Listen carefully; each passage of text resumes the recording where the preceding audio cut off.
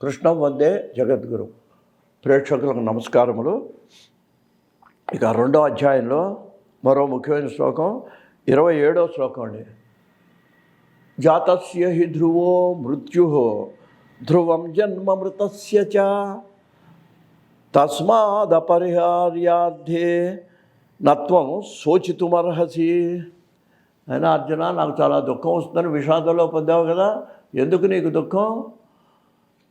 ఇది 2 భీష్ముడిని వీళ్ళని చంపితే వాళ్ళు మరణిస్తారనా నీకు దుఃఖం? జాతస్య హి ధ్రువో మృత్యు, ఇది ఒక ఫండమెంటల్ రూల్ నీకు చెప్తున్నాను, గుర్తుపెట్టుకో. అర్జునుడు కాదండి, మన అందరికీ చెప్తున్నాడు ఆయన. మనం అలాగే అర్జునుడు చంపకముందే చచ్చిపోతారని ఏడ్చాడు, మనం చనిపోయిన తర్వాత కూడా చచ్చిపోయినారని ఏడుస్తాం. ఎప్పుడు ఏడవకూడదని చెబుతున్నాడు పరమాత్మ. ఎందుకని ఏడవకూడదు అంటే, జాతస్య హి ధ్రువ మృత్యు, పుట్టిన ప్రతివాడికి మరణము తప్పదు. ధ్రువము అంటే తప్పదు. ధ్రువం జన్మ మృతస్య చ, ఇది చాలా ప్రసిద్ధమైన శ్లోకం అండి. మనం మననం చేసుకోవాలి. పుట్టినవాడికి మళ్ళీ ఏమవుతుంది? ధ్రువం జన్మ మృతస్య చ జన్మ ధ్రువం అంటే పుట్టినవాడికేమో చావు తప్పదు, మరణించిన వాడికి పుట్టుక తప్పదు. తస్మాత్ అపరిహార్యార్థే, ఇదేంటనమాట, ఒక గొలుసు చక్రం లాంటిది. ఇట్లా పుట్టడం చావటం పుట్టడం ఇట్లా చక్రం తిరుగుతుంటుంది. ఇది అపరిహార్యార్థం. అపరిహార్యార్థం అంటే ఏంటనమాట, దీన్ని ఎవడూ ఆపలేడు, ఈ సర్కిల్ని ఎవడూ ఆపలేడు. మరి నువ్వెందుకు నాకు విషాదంగా ఉందని ఏడుస్తావు ఎందుకు? నువ్వు ఇది నీ చేతిలో లేదు. అందువలన తస్మాత్ శోచితుం నార్హతి త్వం నత్వం శోచితుమర్హతి. త్వం నీవు శోచితుం నా అర్హసి, నువ్వు దుఃఖించటానికి అర్హుడవు కాదు. అంటే నువ్వు యుద్ధం చేయటం కోసం వాళ్ళు చనిపోతారేమో అనేటువంటి అనుమానాన్ని ముందు మనసులోంచి తీసేయి. నువ్వు అలా ఏడవటానికి, నువ్వు అలా దుఃఖపడటానికి వీల్లేదు అని ఇంకొక మాట చెబుతున్నాడు అండి. తర్వాత శ్లోకంలో అంటాడు, అవ్యక్తాదీని భూతాని వ్యక్తమధ్యాని భారత అవ్యక్త నిధనాన్యేవ తత్ర కా పరిదేవన అంటున్నాడు. చూడండి, ఈ శ్లోకం చాలా ఇదేంటి ముఖ్యమైందండి. ఎందుకనంటే ఇంకొకటి అంటున్నావు, ఇప్పుడు వరకు నీకు ఈ భీష్ముడు తెలుసు, ఇంతకు ముందు జన్మలో కూడా ఆయన అష్టవసువుల్లో ఆయన ఒక వసువు కదా, ఆ విషయం నీకు తెలుసా? నాకు తెలుసు, నీకు తెలియదు.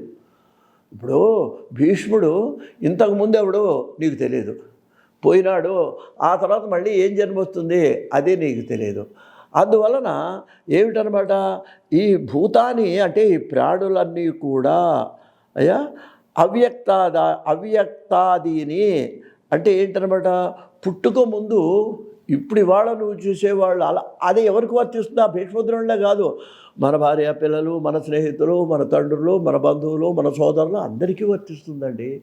వీళ్ళందరినీ వాళ్ళ అక్కడి నుంచి మా అన్నయ్య మా తమ్ముడని చూసుకుంటున్నావు. సరే, మధ్యలో విరోధాలతో మాట్లాడుకోవడం కూడా అప్పుడే ఆ ప్రేమ పోయింది ప్రేమ, ఏమి లేదు ప్రేమ. ఆ తర్వాత వాడు మరణించాడు, వీడు మరణించాడు, పోయింది. ఆ తర్వాత వాడెవడో నువ్వెవడో, అంతకుముందు జన్మలో వాడెవడో తెలియదు, తర్వాత జన్మలో వాడెవడో. ఇదంతా ఈ బంధుత్వం ఇదంతా కూడా భ్రాంతి. దీనికోసం ఏడవకూడదని చెప్తున్నాండి. అందువలన ఏంటనమాట, ఈ ప్రాణుల యొక్క పుట్టుకలు నీకు తెలియదు. అట్లాగే ఇంకోటి కూడా ఏంటి, వ్యక్త మధ్యాని భారత, మధ్యలో కూడా నీకేమీ తెలియదు. మరణించిన తర్వాత మళ్ళీ వాళ్ళు ఏమవుతారో నీకు తెలియదు. ఎవరో మహాత్ములు తపశ్శక్తి సంపన్నులు అంటే అలా కొంతమందికి తెలుస్తాయండి. వాళ్ళని చూడగానే వరే నువ్వు గత జన్మలో ఫలానా అని ఎవరో మహానుభావులు అలా కొద్దిమంది అందరికీ మనకు తెలియదుగా, మనకు తెలియదండి. తర్వాత అవ్యక్త నిధనాన్యేవ తత్రకా పరిదేవన, ఇదండి. ఇది నీకు తెలిసింది ఏంటంటే, పుట్టుకు ముందు తెలియదు, మరణం తర్వాత తెలియదు. నీకు తెలిసింది ఈ జనన మరణాల మధ్యలో ఉండే వాడి యొక్క బంధుత్వం, రిలేషన్ మాత్రమే నీకు తెలుసు. ఈ మాత్రం బంధుత్వానికి ఎందుకు అంత తాపత్రయపడిపోయి అంత ఏడవాల్సిన పని లేదు నాయన నీకు అని చెప్పి చెప్తున్నానండి. ఇంకొక విషయం కూడా దీంట్లో రహస్యం ఉందండి. ఏమిటంటే, ఈ బంధుత్వాల్లో వచ్చినప్పుడు మనకు అయితే పుట్టిన తర్వాత బారసాలు చేస్తాం. ఈ శరీరానికి ఒక పేరు పెడతారు, ఎవరో మన తల్లిదండ్రులు పెడతారండి పేరు. దాన్ని ఏమంటారు? నామం. ఓ పేరు వచ్చింది. తల్లిదండ్రుల యొక్క శుక్రశోణితాలు కలవటం ఒక రూపం వచ్చింది.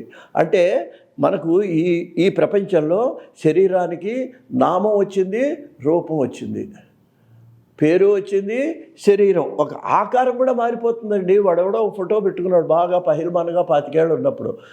వాళ్ళెవరో కానీ ఈయనకి 70 ఏళ్ళు 60 ఏళ్ళ తర్వాత ఆ ఫోటో ఇది ఎవరిదండి అన్నాడు. వాడు ఇది నాదేనండి అంటాడు. అంటే అక్కడ ఉన్నటువంటి ఆ రూపానికి ఇప్పుడున్న రూపానికి సంబంధం లేదు. అది మళ్ళీ ఆ ఫోటో కింద రాసుకోవాలి ఇది నాదేనని. అంటే రూపం కూడా శాశ్వతం కాదు. పుట్టినప్పుడు రూపం ఉండదు, పోయేటప్పుడు రూపం మారిపోతుంటుంది. ఇంకా మనం చెప్పాలన్నట్లయితేనండి, అసలు దహనంతో రూపం పూర్తిగా పోతుంది. ఏ రూపమైతే తల్లిదండ్రుల యొక్క జన్మం వలన వచ్చిందో, ఈ శరీరాన్ని దహనం చేసినప్పుడో లేకపోతే పాతి పెట్టినప్పుడో ఈ రూపం అయింది, పూర్తిగా పోయిందండి. అయ్యా తర్వాత ఇక నామం కూడా ఎంతకాలం ఉంటుంది? నీ పిల్లలకు చూడండి, మీకు విషయం చెప్తాను. కొంతమందికి వాళ్ళ తండ్రి పేరు కొంత గుర్తుంటుంది, తాతగారి పేరు కొంతమందికి గుర్తుంటుందండి. ఈ ఆబ్దికాలు పెట్టేటప్పుడు ఏం చేస్తారంటే, మీ ముత్తాతగారి పేరు ఏంటి అంటాడు. వీడు గుర్తుండదు. అంటే నీ నామం కూడా నీకు నీ తరంలో నీ మనవల వరకు కొంతవరకే గుర్తుంటుంది. ఆ తర్వాత నీ పేరెవడో, నీ ముత్తాత పేరు ఏంటంటే ఏమోనండి నాకు తెలియదు అంటాడు. ఆబ్దికాలు పెట్టేటప్పుడు అప్పుడు ఆయన ఏమంటాడంటే తెలియకపోతే పోలే యజ్ఞప్పనో ఏదో పెట్టి ఏదో పేరు పెట్టి వీళ్ళు ఆబ్దికాలు నిర్వహిస్తారు. అంటే అది కూడా మన పిల్లలు మర్చిపోతారు. మన పేరు రూపమేమో దహనంతోనో ఖననంతోనో మర్చిపోతుంది. ఇది ఎటువంటిదంట? అవ్యక్తాని భూతాని వ్యక్తమధ్యాని భారత. దీనికి ముందు శరీరం ఎవరిదో ఏమిటో మనకు తెలియదు, మరణం తర్వాత కూడా మనకు తెలియదు. తత్రకా పరిదేవన. కాబట్టి ఆయన అనేది ఏంటంటే, ఇటువంటి ఈ నామరూపాలేమిటో కూడా తెలియని ఈ శరీరం కోసం, ఈ శరీరానికి నీకు ఉన్న సంబంధం కూడా ఏమిటో నీకు స్పష్టత లేనటువంటి నువ్వు ఎందుకని ఇలా పరిదేవన అంటే శోకాన్ని పొందుతున్నావు, విషాదాన్ని పొందుతున్నావు అని శ్రీకృష్ణ పరమాత్మ అర్జునుడి యొక్క రూపంలో భక్తులందరినీ కూడా ఆయన ప్రశ్నిస్తున్నాడు. ఈ ప్రశ్నను మనం మననం చేసుకుంటే ఈ విధంగా కొంత ఆత్మతత్వాన్ని మనం అవగతం చేసుకోవడానికి వీలవుతుంది. స్వస్తి.